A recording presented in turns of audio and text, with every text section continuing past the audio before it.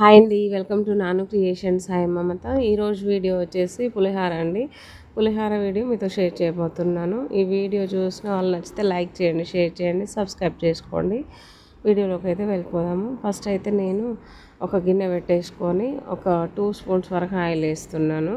Oil బాగా heat అయిన తర్వాత పల్లీలు అయితే వేస్తున్నానండి. ఇవి కొంచెము అన్నిటికంటే కొంచెం లేట్గా ఒక నిమిషం లేట్గా ఎగుతాయి కాబట్టి ముందే ఇవి వేయించుకోవాలి అన్నమాట. ఈ విధంగా లో ఫ్లేమ్లో పెట్టుకొని ఇట్లా వేయించుకున్న తర్వాత కొంచెం జీలకర్ర వేసుకుందాము.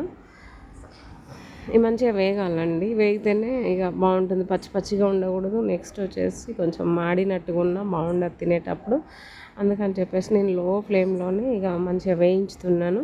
తర్వాత నేను జీలకర్ర ఎక్కువ యూజ్ చేస్తూ ఉంటానండి. దేంట్లో అయినా జీలకర్ర బాగా వేస్తూ ఉంటాను. చూడండి, జీలకర్ర అయితే నేను ఒక స్పూన్కి ఎక్కువ వేసి ఉంటాను. ఈ జీలకర్ర పల్లీలు మంచిగా వేగాలి. ఇందులో శనగపప్పు వేసుకోవచ్చు, నెక్స్ట్ మినప్పప్పు వేసుకోవచ్చు. బట్ నేను ఏది వేయట్లేదు, ఎందుకంటే మా పిల్లలు తినరు అండి. ఇంకొకటి ఏంటంటే చిన్న బాబు ఉంటాడు కదా, ఆయనకు తినిపించాలి కాబట్టి అవన్నీ వేరు తినిపించలేను నేను. అంటే అట్లా ఎందుకండి, దానివల్ల మనకి వచ్చేది లేదు, పోయేది లేదు. పెద్దవాళ్ళకైతే తినడానికి బాగుంటుంది. ఓకే, చిన్నపిల్లలకైతే అట్లా మా నాన్న అయితే జీలకర్ర కాంచి ఏరేస్తూ ఉంటాడు. అందుకని చెప్పేసి నేను పప్పులు అయితే ఏం వేయట్లేను అనమాట. అవి కూడా వేసుకోవచ్చు, ఆప్షన్ కింద మన చాయిస్ అనమాట అది. ఓకే ఫ్రెండ్స్, ఇక్కడైతే నేను ఎండుమిర్చి వేసాను, కరివేపాకు వేసాను. నేను చెప్పాను కదండి ఇక పిల్లలు తింటారని. పచ్చిమిర్చి అయితే వేయలేదు. పచ్చిమిర్చి వేసుకుంటే చాలా టేస్టీ ఉంటుంది, దాని ఫ్లేవర్ మంచిగా ఉంటుందండి. కానీ నేను పిల్లలు తినేదని చెప్పేసి స్కిప్ చేశాను. ఓకే ఫ్రెండ్స్, ఇక్కడైతే మంచిగా తాలింపు అనేది మాడిపోకుండా మంచిగా వేయించుకున్నాను అన్నీ కూడా. నేనైతే ఫస్ట్ చింతపండు నానబెట్టుకున్నాను. మనం ఎంత రైస్ తీసుకుంటామో ఆ రైస్కి మనం ఎంత పులుపు కావాలనుకుంటామో అంత చింతపండు అయితే నానబెట్టుకున్నాను. కొంచెం వాటర్లో నానబెట్టుకొని గుజ్జుగా తయారు చేసుకొని ఆ గుజ్జు అయితే ఇందులో వేసాను అనమాట. నేను ఇదే టైంలో సాల్ట్ వేస్తాను.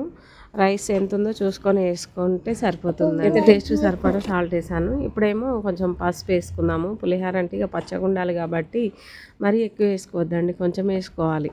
చూడండి, ఇక్కడ పసుపు వేసాను. ఇదైతే బాగా మిక్స్ చేసేసుకుందాము. ఇదంతా కూడా నేను లో ఫ్లేమ్లోనే వేయించుకున్నామండి ఈ చింతపండు గుజ్జుని అయితే. ఓకే ఫ్రెండ్స్, చూసారు కదా, ఇంత వాటర్ వాటర్ కనిపిస్తుంది కదా, ఇది మొత్తం దగ్గర పడి మనకి ఒక చిక్కగా అయ్యేంత వరకు ఉడికించుకోవాలి. ఇందులో ఉడికించుకోవడంలోనే ఉంటుందండి పులిహోర టేస్ట్ అనేది మనకు. కొంతమంది ఏంటంటే చింతపండు హై ఫ్లేమ్లో పెట్టేసుకొని చింతపండును హడావుడిగా ఉడికించుకొని పులిహోర బాగాలేదు అంటే ఇక బాగుండదు. ఎందుకంటే అది మనం లో ఫ్లేమ్లోనే మంచిగా ఉడికించుకోవాలి అన్నమాట. ఉడికించుకుంటే అది దగ్గరికి కొన్ని చిన్న చిన్న టిప్స్ ఫాలో చేసినట్లయితే మనం చేసుకున్న రెసిపీస్ చాలా టేస్టీగా చాలా బాగా వస్తాయి. ఓకే ఫ్రెండ్స్, ఇక్కడ చూడండి, చింతపండు గుజ్జు అయితే మంచిగా లో ఫ్లేమ్లోనే ఉడికిస్తున్నాను. ఇలా ఉడికించుకున్నాక నేనైతే ఒక 4 పీసెస్ బెల్లం ముక్కలు వేసాను. నేను ప్రతి పులిహోర వీడియోలో చెప్తూనే ఉంటాను, బెల్లం ముక్కలు వేసుకోవడం వల్ల మరింత టేస్ట్ యాడ్ అవుతుందండి, చాలా బాగుంటుంది. ఇంకా పులుపును కూడా బ్యాలెన్స్ చేస్తుంది. ఇంకా ఇక్కడ చూసారా, నేను ఇంగువ వేస్తున్నాను. మై ఫేవరెట్ అనమాట, మోస్ట్ ఫేవరెట్. చాలా బాగుంటుంది పులిహోరలు వేసుకుంటే ఇంగువ. నాకు అది లేకపోతే అస్సలు చేసినట్లు అనిపించదు. నేను అది తెచ్చుకొని మరీ చేస్తున్నాను అనమాట. లాస్ట్ వీడియోలో కూడా వేసాను. పులిహోరలో అది వేస్తేనే చాలా బాగుంటుంది, టేస్ట్ అయితే చాలా బాగుంటుంది.